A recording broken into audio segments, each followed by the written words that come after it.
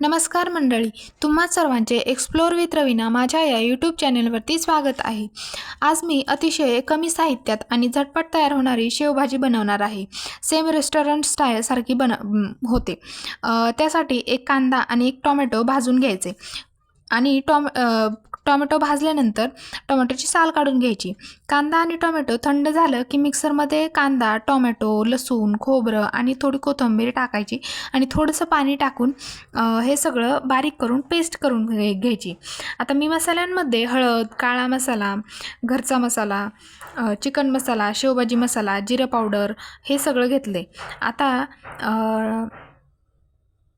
गॅसवर ठेवायची कढई, कढईत टाकायचं तेलात तापलं की तेलात आपण वाटलेलं सर्व वाटण टाकायचे। वाटण छान परतून घ्यायचे। वाटणात सर्व मसाले टाकायचे आणि छान तेल सुटेपर्यंत हे सगळं परतून घ्यायचे। मग आपल्याला पाहिजे तेवढं पाणी टाकायचं आणि उकळी आल्यानंतर आपल्याला भाजी बनवायची त्यातले 25% शेव टाकायची आणि जेवायला घेताना म्हणजे जेवायला बसताना आपण बाकीची उरलेली शेव टाकायची। लास्टला चवीनुसार मीठ टाकायचे आणि कसुरी मेथी टाकायची थोडीशी।